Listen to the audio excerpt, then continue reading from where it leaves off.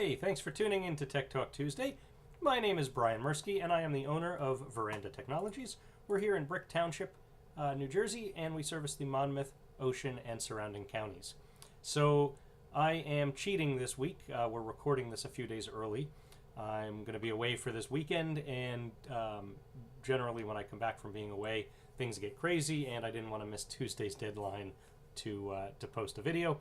So we're taping it early, and it's kind of appropriate because yesterday was a pretty big news day in my field. It affects all of you.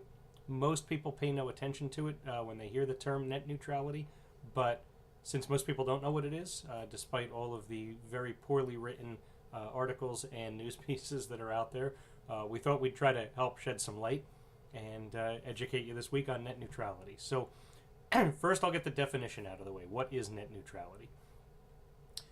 It's the principle that internet service providers, which are cable companies, Comcast, Cablevision, Time Warner, companies like that, Verizon, should enable access to all content and applications, regardless of the source, and without favoring or blocking particular products or websites. So basically, in a nutshell, all data traveling over an ISP's network gets treated equally. It's not a new term. This concept has been around for many years. Probably 2008, 2009 first started being talked about.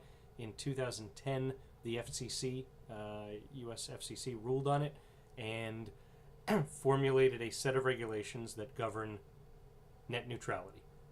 ISPs cannot charge more for some content over others. Which is something that we feel is absolutely critical to open and fair internet, like we see today. So, why all the talk all of a sudden?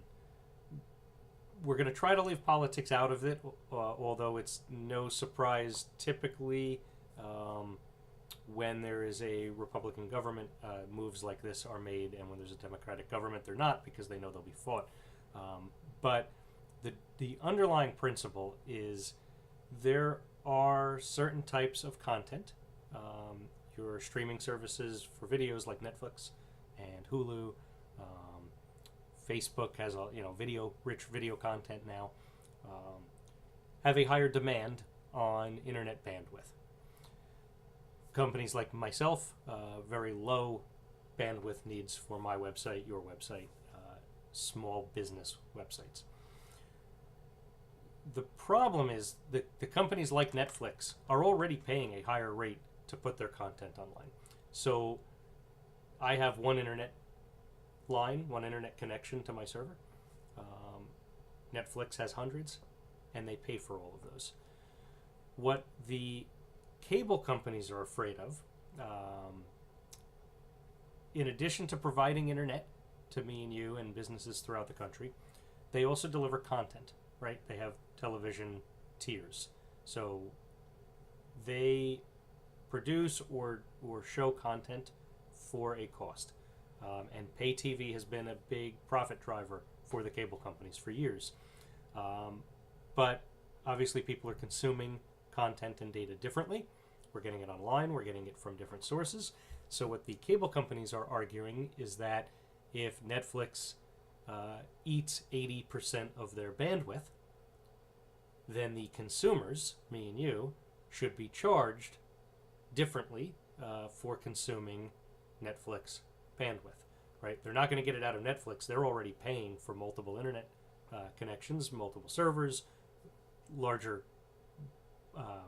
buckets of bandwidth, and I'm trying to not get too technical in this as I do from time to time, but they're not going to get the money out of a company like Netflix or Amazon or Facebook, so they want it out of us. And the image that I have over on the side of the screen is not accurate. It's a made-up meme. It's been out on the internet for years, but it illustrates what cable companies are trying to do. They want me and you, if we're going online, to just check email and send messages back and forth, maybe view non-video or photo-related content. They want to charge us one price. If we're going to go on, let's say, Hulu, YouTube, ESPN, Netflix, sites with a lot of rich video content, they want to charge $10 more.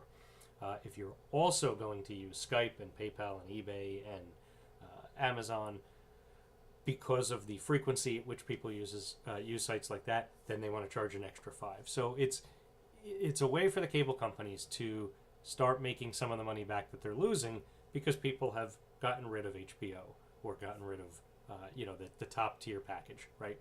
I pay about $200 a month, $2,400 a year to have 4 TVs in the house with a cable box on them, so that we can watch TV, get internet, and have a working telephone. If I try to get rid of that phone, we all know what happens. They try to raise your rate because now you're not in a bundled or triple play package, so they want to raise your rate. So this is an attempt for cable companies to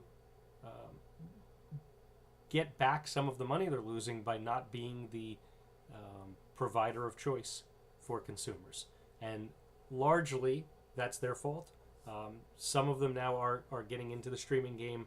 Some of them are producing content, and they're producing great content. I watched some of it. It's phenomenal, but they were late to the party, and they are now trying to get the government to allow them to charge me and you more to use different services, and disproportionately charge. To the tune, by the way, of $572 million that the cable companies since 2008 have spent trying to influence the FCC and the other government agencies to remove net neutrality laws. $572 million, which, to put in perspective, I'm going to read a quote here, is more money being spent on lobbying for that than defense, automotive, and banking industries combined. The only 2 industries that have them beat in lobby spending are pharmaceutical and oil.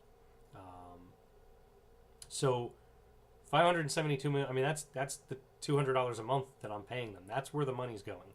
That $572 million did not go to pay phone operators to answer billing questions. It didn't go to the service techs that have to come out when there's a problem. It didn't go to the departments that handle moves, adds, and changes. Those people are being paid less than they ever have been before, so that they can spend $572 million on lobbying the government to remove net neutral laws. They don't want the playing field level because it's hurting them. So we wanted to provide some information. We obviously feel very strongly about net neutrality.